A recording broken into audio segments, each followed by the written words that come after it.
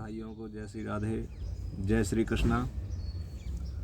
आज हम आप लोगों के सामने फिर से एक नए मामले पर आए हैं। जैसे कि आप लोगों ने सुना होगा, श्रीमान महाभारत सम्राट स्वामी पप्पू शास्त्री जी महाराज की और झटका सम्राट श्रीमान राजेश शास्त्री जी की कॉल रिकॉर्डिंग वायरल।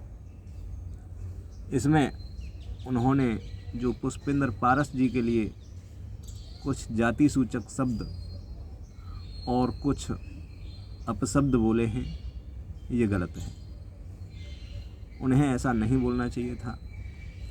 लेकिन मैं यहाँ तक कहूँगा कि महाभारत सम्राट स्वामी पप्पू शास्त्री जी महाराज एक कथावाचक होकर भी उनकी एक निजी ज़िंदगी भी है और वे एक देहाती आदमी भी हैं। पता अब आज का समय ऐसा ख़राब है कि अगर आपके पास कोई विवादित चल रहा होता है यूट्यूब पर, अगर आपके पास कोई फ़ोन करता है तो उसकी कॉल रिकॉर्डिंग की जाती है।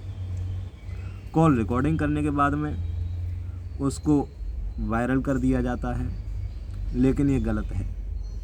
लेकिन पप्पू शास्त्री जी महाराज ने अनजाने में इन शब्दों को कहा। अगर ये शब्द उनसे ये बोले गए होते कि महाराज जी आपकी रिकॉर्डिंग चल रही है, आप क्या कहना चाहते हो, ये मैसेज जनता के बीच में जाएगा, तो महाराज जी ये शब्द नहीं कहते। जो कि राजेश शास्त्री जी ने रिकॉर्डिंग वायरल की है। और मैं राजेश शास्त्री जी से ये भी कहूँगा कि पता नहीं राजेश शास्त्री जैसे झटका सम्राट जैसे कितने कथावाचक हर किसी के लिए एक से एक पदवी लगा देते हैं। जैसे कि राजेश शास्त्री जी ने मेरे पास भी फ़ोन किया था, जिसमें मुझे कवि शिरोमणि जी के नाम से संबोधित किया है। जैसे कि शिरोमणि शब्द न हुआ, उनके घर की दासी हो गई। इसलिए मैं इतना ही कहना चाहता हूँ, जो भी कथावाचक हैं वो एक दूसरे के ऊपर कोई न कोई नई पदवी, नया शब्द लगा करके आ रहे हैं। इसलिए मैं आपसे यही कहना चाहता हूँ कि ये सब भ्रष्ट हैं, कुछ नहीं है। अब उनकी रिकॉर्डिंग वायरल कर दी, उनके सामने जनता को दिखाया जा रहा है, ये गलत है। कहाँ तक सही है बताओ। अरे चलो ठीक है, उन्होंने कह दिया कि उल्लू का चौदा, तो ये उनकी खुद की घर की निजी ज़िंदगी है।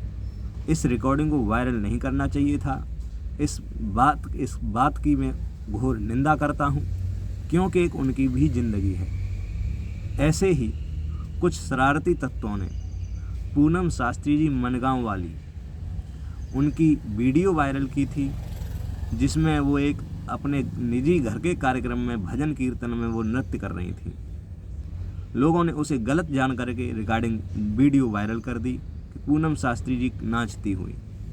क्या उनकी कोई निजी ज़िंदगी नहीं है?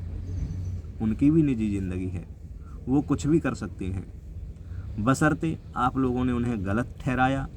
ये गलत है, ऐसा नहीं करना चाहिए। हाँ, अब मैं इस बात की कहता हूँ कि अगर आप रिकॉर्डिंग करते हो, करो, मुझे इससे कोई दिक्कत नहीं है, करो, बशर्ते आप उन महोदय जी से जिससे आप बात कर रहे हो उनसे आप ये कह दें कि आपकी कॉल रिकॉर्डिंग चल रही है, अगर ज़रूरत पड़ेगी तो हम इसे वायरल भी करेंगे। तो हो सकता है कोई भी आदमी हो, मैं हुआ और भी लोग हुए, तो वो सावधान हो जाएं, वो जनता के सामने गलत बात न बोलें। दूसरी बात ये, जो राजेश जी ने हमारे लिए कवि शिरोमणि शब्द कहा है, तो ये इस शब्द के लायक मैं अभी नहीं हूँ, क्योंकि मैं कवि कमलेश आचार्य जी के परम शिष्य विमलेश आचार्य जी के द्वारा सीख रहा हूँ। हमारे मुकेश भाई साहब, हमारे सुरेंद्र भाई साहब कवि राजकिशोर जी के द्वारा सीख रहा हूँ। और ये शिरोमणि शब्द मेरे योग्य नहीं है, क्योंकि मैं अभी उनके शिष्यों के द्वारा सीख रहा हूँ। जिस वक्त मैं उनके द्वारा सीख जाऊँगा तो पता नहीं चलेगा कैसे क्या है क्या नहीं है। मैं इतना ही कहना चाहूँगा। आज के कथावाचकों के सामने ये उनकी नई पदवी, पता नहीं राष्ट्र कवि शिरोमणि हुए। शिरोमणि कहाँ से आ गए? जब मैथिली शरण गुप्त, रामधारी सिंह दिनकर जैसे राष्ट्र कवि शिरोमणि नहीं बन पाए, तो मैं तो किस खेत की मूली हूँ।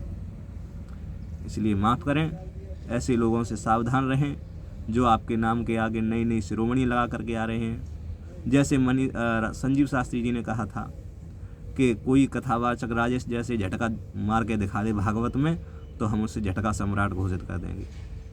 मेरा उनसे कहना है कि ये झटके, भागवत का झटके में क्या महत्व है, भागवत में झटके का क्या महत्व है। धन्यवाद। जय श्री कृष्णा, जय श्री राधे।